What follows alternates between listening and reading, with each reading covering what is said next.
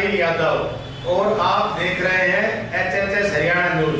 आपको बता दें कि जहां चुनाव आयुक्त धनपत सिंह जी ने कल ये घोषणा कर दी थी प्रेस कॉन्फ्रेंस के माध्यम से कि हरियाणा के अंदर चुनाव किस तारीख को। आपको बता दें कि 2 मार्च को जो चुनाव की तारीख दी गई और उनके परिणाम कब आएंगे वो भी हम आपको बता देते हैं। हालांकि प्रेस कॉन्फ्रेंस के माध्यम से धनपत सिंह जी ने वो सब कुछ क्लियर कर दिया था, लेकिन अगर हम बातचीत करें उस प्रेस कॉन्फ्रेंस के बाद हरियाणा के अंदर चुनाव 2 मार्च को होने की घोषणा की गई, जिसके अंदर फरीदाबाद, गुड़गांव, मानेसर, हिसार, यमुनानगर, पानीपत, रोहतक आदि में मेयर चुनाव होंगे।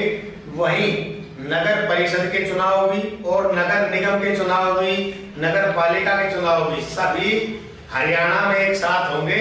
सिर्फ पानीपत के अंदर 9 मार्च को चुनाव होंगे, वो अकेले निगम चुनाव। बाकी और घोषणा की बातचीत करें तो वो सभी जो घोषणाएं हैं जीत की वो 12 मार्च को मतगणना के बाद आपको जो फाइनल रिजल्ट है वो बता दिया जाएगा कि 12 मार्च को किसको राज तिलक लगा। अब बातचीत हम करते हैं गुड़गांव डिस्ट्रिक्ट के चुनाव को लेकर। गुड़गांव डिस्ट्रिक्ट के अंदर 2 जगह निगम चुनाव होंगे, जहां पर मेयर प्रत्याशियों की एक लंबी कतार भाजपा के पक्ष में खड़ी है। जहां भाजपा से जिला अध्यक्ष का ये कहना है कि भाई हमारे लिए तो ये बहुत अच्छी बात है कि हमारे टिकट के विषय में एक लंबी कतार है तो पार्टी मजबूत है। चलो छोड़ते हैं उन बातों को, ये बातचीत करते हैं कि चुनाव का मुख्य मुद्दा किस चीज पर बीजेपी तय करेगी, क्योंकि ये आंकड़ा रहा है हरियाणा के अंदर तो खासतौर पे हम कहेंगे जातीय मुद्दों पर चुनाव रहे। जाट नॉन जाट चुनाव हरियाणा में तीसरी बार रहे और तीसरी बार जब भाजपा ने अपनी सरकार बनाई है, वहीं अगर हम बातचीत कर लें कि भाजपा सरकार क्या इसमें भी जाट नॉन जाट का खेल खेलेगी या अपने प्रचार प्रसार या गणना के आधार पर, सर्वे के आधार पर अपने प्रत्याशियों को किसको टिकट देगी, वो भी एक चैनल के माध्यम से जिला अध्यक्ष जी ने क्लियर कर दिया था कल कि भाजपा पार्टी अपनी पूरी सर्वे कई प्रकार से करवाती है और उसी आधार पर प्रत्याशियों को टिकट दी जाएगी। तो ये स्पष्ट ही रहा कि गुड़गांव के अंदर 2 निगम चुनाव होंगे, वहीं सोना नगर परिषद का चुनाव होगा और जाटोली मंडी, पटौदी मंडी जाटोली जो कि नया नगर परिषद बनाया गया है उसके अंदर भी चुनाव होंगे। अब रह गई ये बात फरूखनगर नगर पालिका की। अगर जातीय समीकरण पर बातचीत हम करें, ये एक अहम मुद्दा है। वीडियो को आप लास्ट तक देखते रहें और कमेंट भी करते रहें क्या जातीय समीकरण के हिसाब से कौन होगा फरूखनगर का चेयरमैन। हालांकि जनता के बीच में जाके हम आप लोगों को रूबरू भी करवाएंगे, उनके विचार भी लेंगे, वो भी एक अहम मुद्दा बना रहेगा। और जनता की जो समस्याएं है वो तो शहर के लिए काफी देखने लायक है कि भाई क्या मुद्दा है, उन पर कोई अमल अधिकारी करते ही नहीं है। तो नगर पालिका का चुनाव भी एक अहम चुनाव है फरूखनगर नगर पालिका का। इस चुनाव के दौरान जातीय समीकरण अगर लेके चले तो मैं आपको बता दूं कि जातीय समीकरण के हिसाब से फरूखनगर के अंदर जो SC वोटर्स है वो लगभग 5,500 से 6,000 वोटर्स हैं जो SC तबके से ही है। और सैनी समाज की बातचीत करें तो वो 3,500 से 4,000 के बीच में उनके वोटर हैं। यादव समाज की अगर बातचीत करें तो 1,000 से 1,200 के बीच में उनके वोटर हैं। जाट समाज के मात्र 100 से और 200 वोटर हैं। प्रजापति समाज के लगभग 700 से 800 वोटर और ब्राह्मण समाज के 250 से 300 वोटर। इन सभी को मिला के अगर हम ये गणना करते हैं कि भाई कितने वोटर हो गए तो 12,600 से लगभग 13,000 तक ये सभी समिट हो जाते हैं, इतने वोटर्स हैं। अब रहेगी बात 1,000 से 1,500 वोटों की, क्योंकि टोटल जो वोट गणना में है वो 14,500 के लगभग फरूखनगर की मतगणना रहेगी। तो उसमें 1,000 से जो 1,500 के वोटर हैं वो मान के चलिए अदर कास्टों से, जैसे बढ़िया कास्ट है, पंजाबी कास्ट है, लोहार है आदि भाई, इन सभी जातियों के लोग हैं वो किनको सपोर्ट करेंगे। अब चेयरमैन प्रत्याशियों की अगर हम बातचीत कर ले तो चेयरमैन प्रत्याशियों में अभी मौजूदा अगर ऐसी तबके से बातचीत करें तो सबसे पहले डॉक्टर अशोक कोहली जो दावा कर रहे हैं कि भाई उनकी कास्ट के लोगों का ये कहना है कि अब की बार वो उनको फुल सपोर्ट करेंगे, जातियों में नहीं बटेंगे, सभी सपोर्ट करते हैं, वो एक अलग मुद्दा है। लेकिन दूसरा भी उन्हीं की कास्ट से ही एससी समाज से ही जसवंत जी हैं, वो भी अपनी तैयारी में लगे हुए हैं। अगर हम बातचीत करें उसके बाद सैनी समाज की, तो सैनी समाज में एक पंचायत के दौरान 13 प्रत्याशी सामने निकल के आए थे कि वे हम 13 लोग हैं जो चुनाव लड़ेंगे और अपने दम पे लड़ेंगे।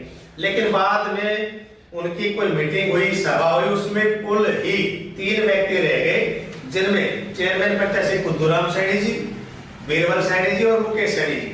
अब ये तीनों सैनी समाज से अपनी दावेदारी कर रहे हैं। अगर बातचीत करें यादव समाज की, तो यादव समाज की शुरुआत में जो गणना थी वो ये थी कि कई प्रत्याशी सामने थे, जिनमें पूर्व चेयरमैन पति वकील साहब कहेंगे डॉक्टर संदीप यादव जी, और उसके बाद पूर्व उप जिला प्रमुख संजीव यादव, उनके बाद मामन यादव जी, उनके बाद प्रमोद यादव जी। तो यादव समाज से 4 थे, लेकिन अभी ग्राउंड के अंदर अगर नजर आ रहे हैं तो सिर्फ 3 प्रत्याशी रह गए हैं, पूर्व चेयरमैन, उप चेयरमैन संजीव यादव और मामन यादव और प्रमोद यादव, जो कि पूर्व पार्षद रहे फरुखनगर नगर पालिका से। उसके बाद अगर हम बातचीत करें तो जाट समाज से सिर्फ धर्मेंद्र प्रधान का नाम एक सामने था, लेकिन अभी लग नहीं रहा कि वो चुनाव लड़ेंगे या नहीं लड़ेंगे, क्योंकि कंफर्मेशन पक्का नहीं है कि वो चुनाव लड़ेंगे या नहीं लड़ेंगे, और उनसे बातचीत अभी हो नहीं पाई है।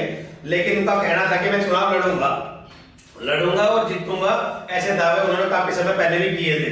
प्रजापति समाज से कोई व्यक्ति अभी चेयरमैन पद के लिए नहीं है। बातचीत करें हम ब्राह्मण समाज की, तो ब्राह्मण समाज से 2 कैंडिडेट हैं चेयरमैन प्रत्याशी, जो दोनों ही पूर्व पार्षद रही। नीरू शर्मा जी, वो भी पूर्व पार्षद रही, और उसके बाद पिंकी शर्मा जी, वो भी पूर्व पार्षद रही। दोनों के दावे हैं कि भाई हमें फरुखनगर की जनता सपोर्ट करेगी, हम यहाँ के मूल निवासी हैं, इस शहर से जुड़े हुए हैं, ये उनका भी कहना है।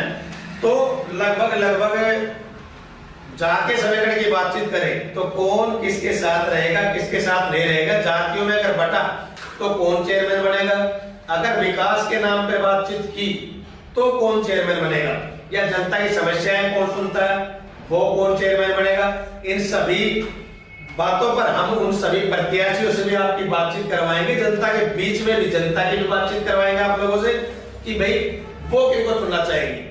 आप भी कमेंट करके कमेंट बॉक्स में अपनी राय जरूर दें और बताएं कि फरुखनगर जैसे ऐतिहासिक शहर के लिए कौन व्यक्ति ऐसा है जो इस शहर की सीट को संभाल सकता है, कौन ईमानदार रहेगा, कौन इस जनता की प्रत्येक बात को सरकार के दरवाजे पर लाकर रखेगा कि इस शहर को ये जरूरत है, ये आवश्यकता है। क्योंकि पिछले 5 साल के अंदर जो लोगों ने कहा कि यहाँ पर विकास नहीं हुआ, और अभी आने वाले प्रत्याशी दावा ठोक रहे हैं कि हम विकास इसका गुड़गांव की तर्ज पर करवाएंगे। जैसे अभी विधायक राव नरवीर सिंह जी का, कैबिनेट मंत्री राव नरवीर सिंह जी जो कि बादशाहपुर से विधायक है, उनका ये दावा था कि भाई गुड़गांव को दुबई की तर्ज पे बना दिया जाएगा, इतना बड़ा शहर होगा कि दुबई की तर्ज पे इसकी गणना होगी। वहीं यहाँ के प्रत्याशियों का ये कहना है कि फरुखनगर को गुड़गांव की तर्ज पे बना दिया जाएगा और बहुत ही एक ऐसा भव्य खूबसूरत शहर फरुखनगर होगा जिसको लोग बाहर से देखने आएंगे। तो क्या आपको लगता है कौन चेयरमैन प्रत्याशी इस शहर की रखरखाव व्यवस्था को ठीक रखेगा? आप कमेंट बॉक्स में जरूर बताएं। हम आपसे जल्द मिलेंगे। इसी के साथ आप सभी को मेरा नमस्कार।